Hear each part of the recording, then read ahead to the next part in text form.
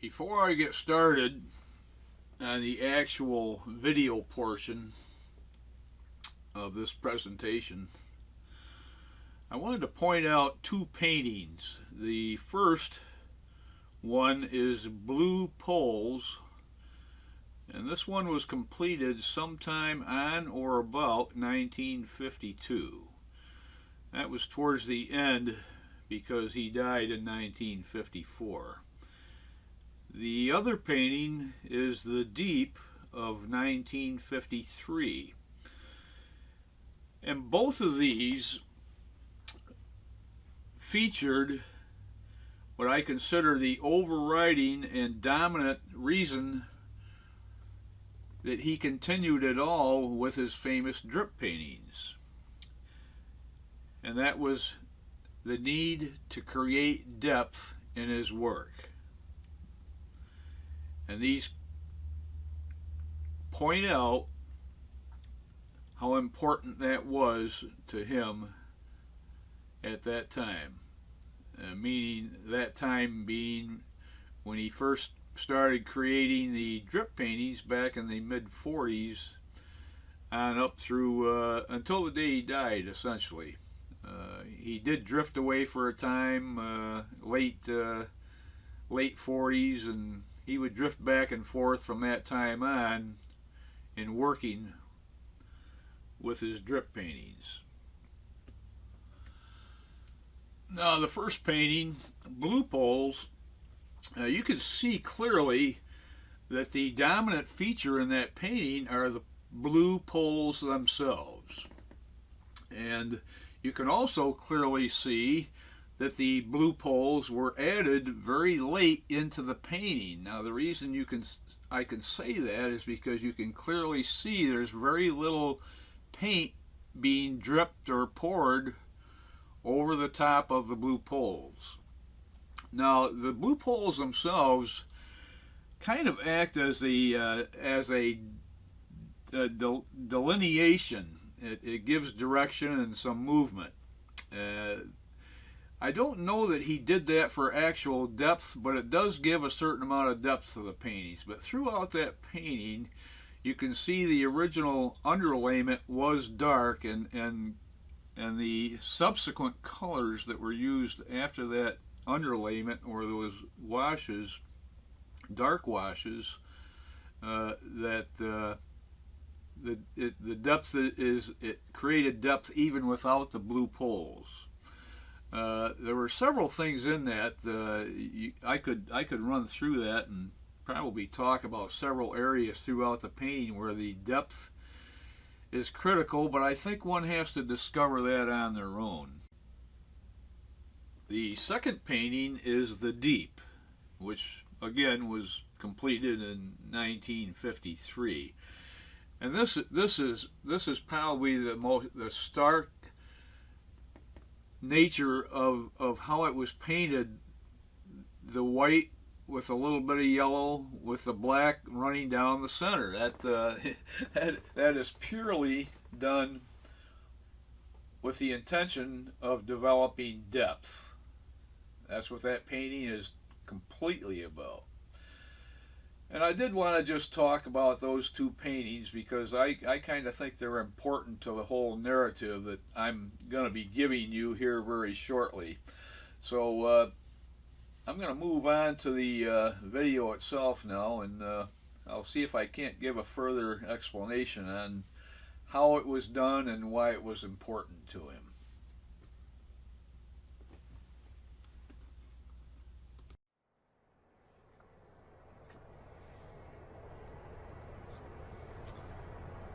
Hi folks, Dean Calkins. Today I'd like to talk a little bit about one of America's most noted painters, and that would be Jackson Pollock, P-O-L-L-O-C-K.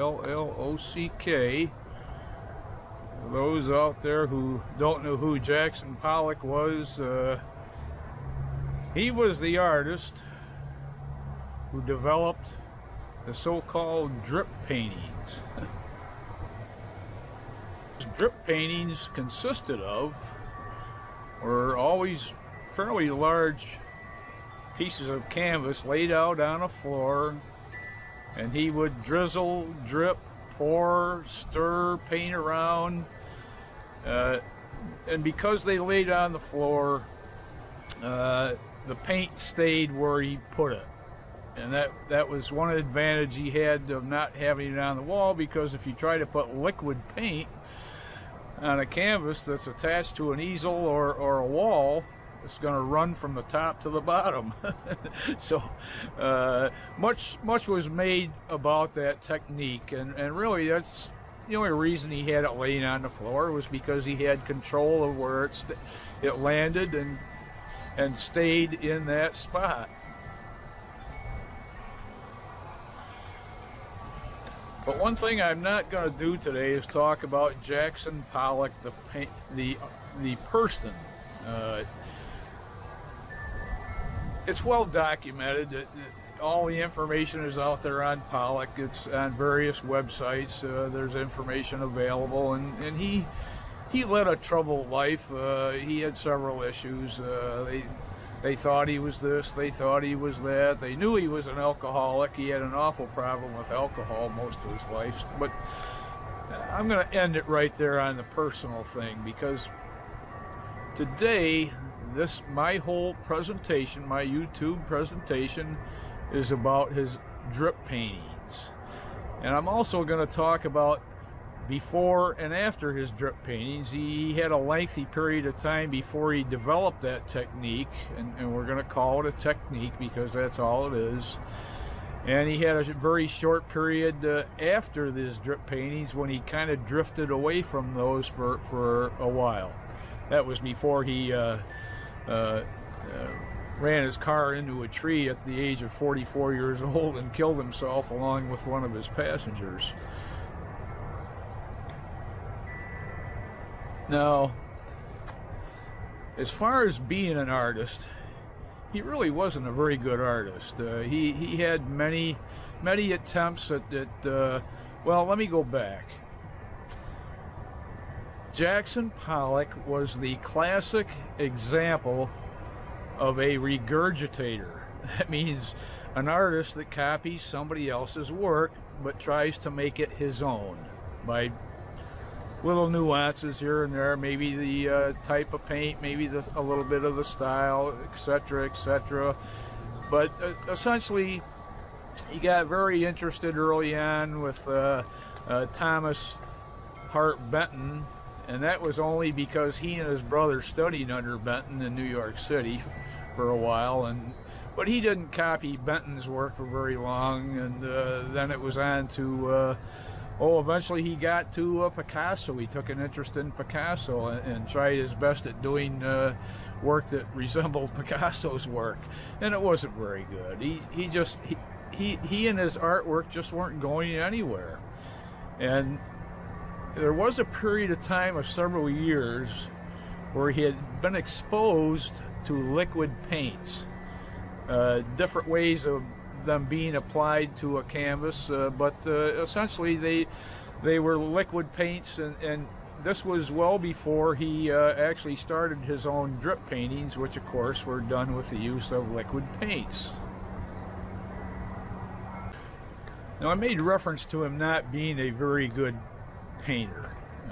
I could call him an artist, but he was more of a painter because that's all he ever did. Artists, typically well-known artists and really true artists who are very good at developing their own styles through creative techniques that they develop on their own, they have a tendency to work in different areas, sculpting, three-dimensional pieces, you name it.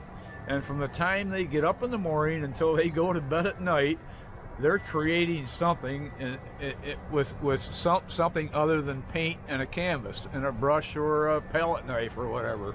But Pollock just wasn't one of those people. He didn't create much on his own. Mostly what work that he did resembled somebody else's work. And even so, with the drip paintings, that wasn't his own. Like I say, he had been exposed to liquid paints.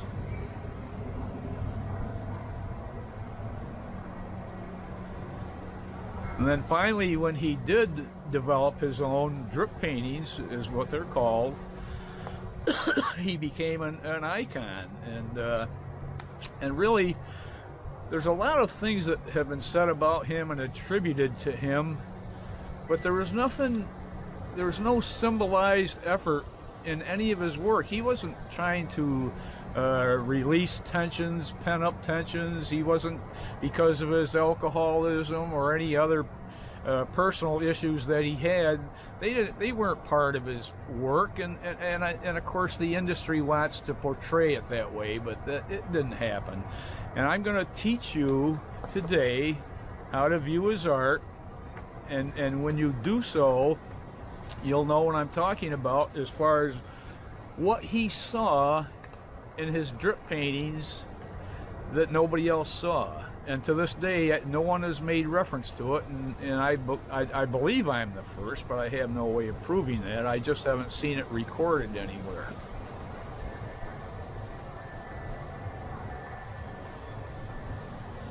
Now, what I'm talking about, what to look for in his paintings, his drip paintings, is to look for depth in his paintings.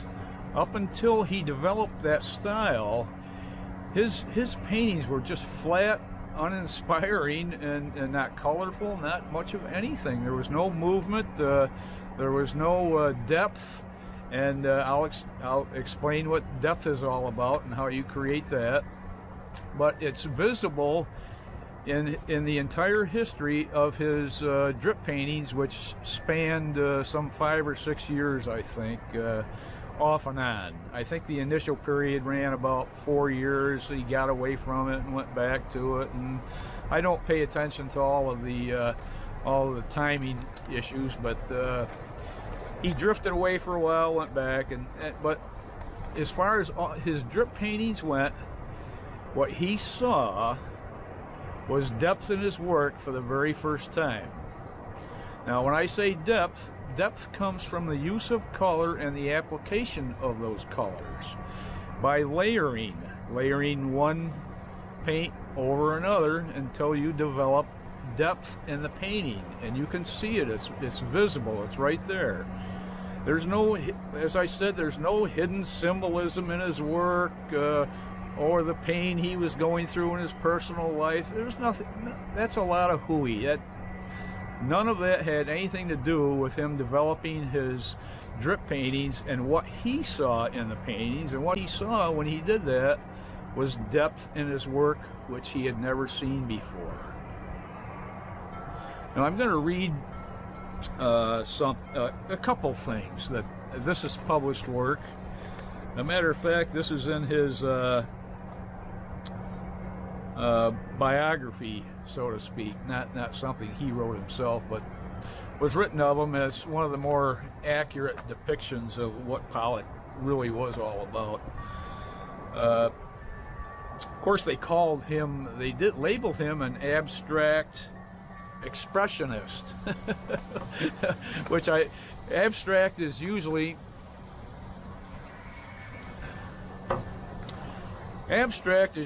a term used when you don't know what they're painting, when there's no term that can describe.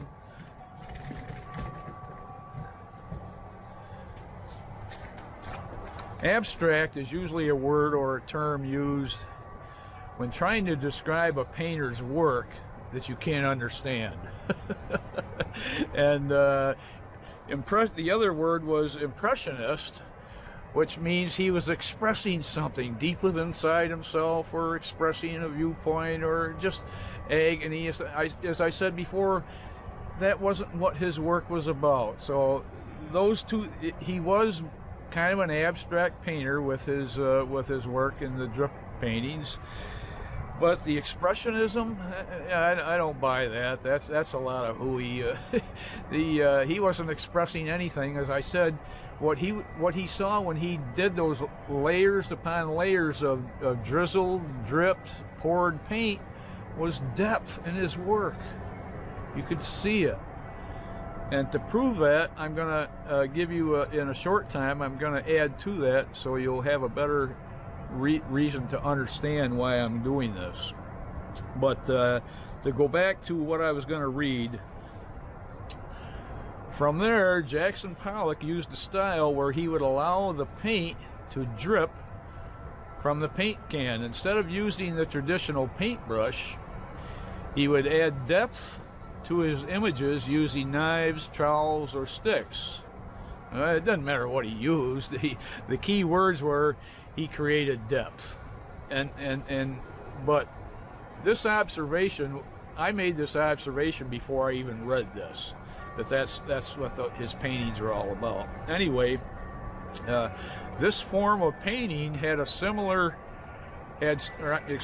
form of painting had similar ties to surreal movement, and that it had a direct relation to the artist's emotions and expressions and a mood. That is garbage.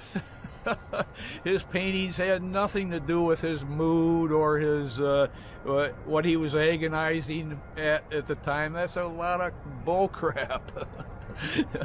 All he saw and all he was interested in recreating when he went to the next painting and the next painting after that was to create that depth that he saw in his first drip painting. Now, how do I know this? Because he began almost immediately to create the depth before he even started painting by putting in what we call dark washes. Now these can go from small inches in diameter to feet, okay? And what he would do is he would lay in these small washes of dark, black, brown, anything darker on the canvas first before he started dripping and drizzling and pouring. You can clearly see it in the paintings, in his drip paintings, the small dark washes. And this is how he started building his depth. And then he would drizzle different colors, and many times the standard way of building depth is start from work from a dark colors to lighter colors. As you layer from dark to light, and that's what creates depth. And this was evident in all his drip paintings, and you could see that evolve from the early ones where he didn't do it in the very first paintings. He didn't lay in any dark washes at all. He just drizzled and drizzled. But once he recognized that he was creating depth, and an artist knows right away when he sees that, it's like the most important moment of their artistic lives. Believe me, the same thing has happened to me on several occasions. And when an artist sees that depth that they hadn't seen in their work before, it's one of those, and it's clearly there. Also, with his paintings, I noticed later on that he kind of got lazy, and the content, the amount of time spent on those paintings got less and less. Now, how do I know this? Because I can tell just by looking at him that he spent less time on the paintings. And why? Well, Jackson Pollock was a lot of things, but he wasn't stupid. And by that time, he was already well known, selling paintings for a lot of money, and he knew that he didn't have to put in a huge effort, because regardless of how he dripped or drizzled or however he threw the paint on the canvas, they sold for big sums of money. So why did he want to spend a couple weeks on one painting when he can do it in a couple days? And now that's maybe an exaggeration, but you can clearly see he got lazy and just didn't care about the individual pieces as much. But that's an interesting point that I haven't. That's another point that I haven't heard from any other source. But it's clear when you look at his work and you understand that there's nothing secretive, there's nothing subliminal, there's nothing like artists just don't put things in their paintings, secret little things for people to find. That's a lot of hooey, okay?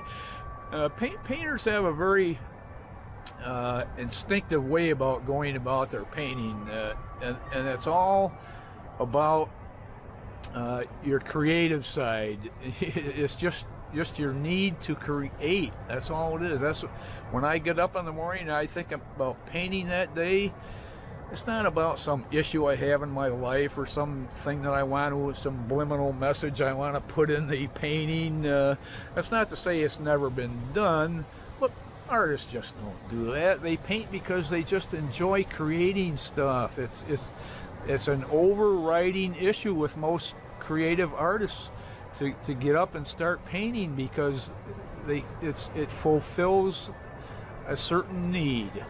I know it's why I paint, because I'm a creative type, and I need to paint, or I need to create something. I'm one of those artists who everything I look at is a creation waiting to happen. That's the way my whole life has been. So mine isn't just about painting. If I see a bicycle I want to take and remake the whole damn thing just to make it my bike and make it look like no other bike, then I do that, you know. That's just the creative side of me, and that's a need. It's inherent in the person. And Jackson didn't have that fully. What he had was part of that. He did have a need to create, and he also, again, he recognized when that moment happened, and that maybe not the first painting, but eventually when he noticed, he saw that depth that he was creating, it became more and more important with each painting, because you could see his early paintings progress with more attention to developing that depth by layering dark to light. And that's all you have to look at when you look at one of his drip paintings. That's all you have to look at. Just look for the depth, the layering, dark colors to light colors, one over the top of the other. That's what you look at when you look at it.